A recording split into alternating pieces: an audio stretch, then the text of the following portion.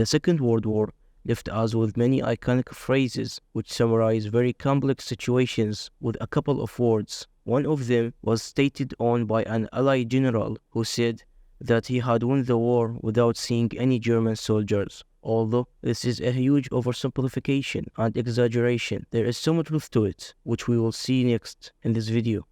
We are going to see what was the opinion that German soldiers had of the British and Americans. But before getting to it, we have to understand what was the combat style that they had, which fixed the opinion that the Germans had of them. When talking about some military aspect of the Second World War, all the credit always goes to the infantry, the tanks, the aviation, or the different supply networks.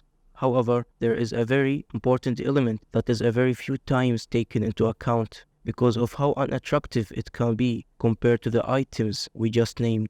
We are referring to artillery, and it's that although we're talking about the First World War, what stands out most is the artillery. In the Second World War being a much more mobile war, it seems that it was not important, but the reality is that its weight, it was very heavy. The great concentrations of Soviet artillery are known by all, as well as their effects on the attacking German positions that were devastating. However, the artillery firepower of the Western Allies was not far behind. Already some generals at the time made a study that indicated that the artillery units that made up a division represented 15% of its troops, but caused 50% of the German casualties.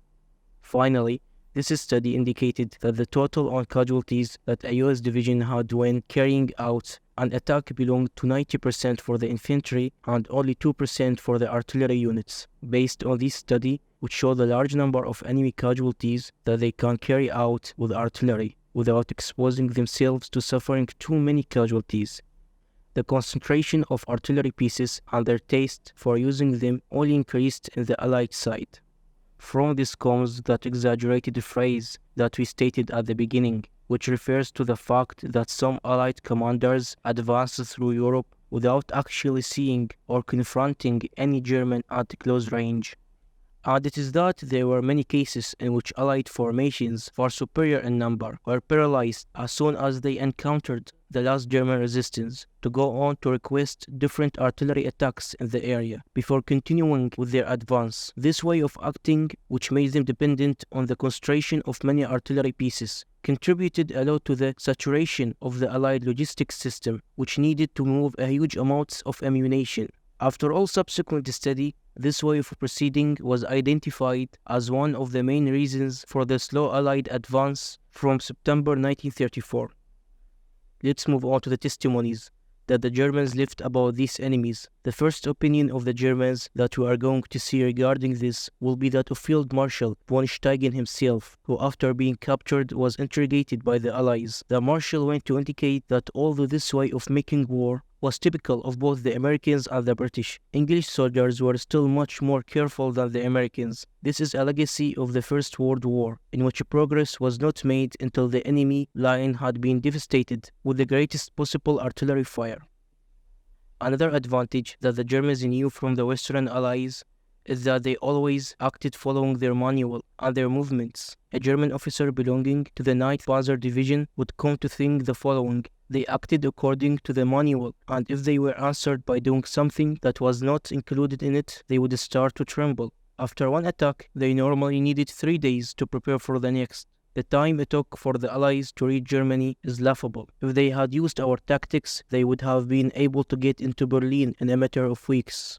In view of this longer testimony, we have to say that, in general, the Germans believed that both the US and the British Army had good soldiers, but they didn't have a proper leadership. In summary, they said that they were lions led by donkeys. Another opinion that many soldiers shared, based on what they saw day by day, was the following. This referred to the material and equipment that each side had. While on the one hand, the Germans suffered a greater shortage of both main ammunition, weapons, gasoline, and other elements, the Allies had more and more material on the battlefield as it was being landed. This led them to state that their enemies beat them because of their abundant resources and material, and not because of their military bravery. The Germans held Python in high regard, and he was the one they most feared, knowing that he was one of the few generals in the Western Allied with the ability to make strong advances in depth.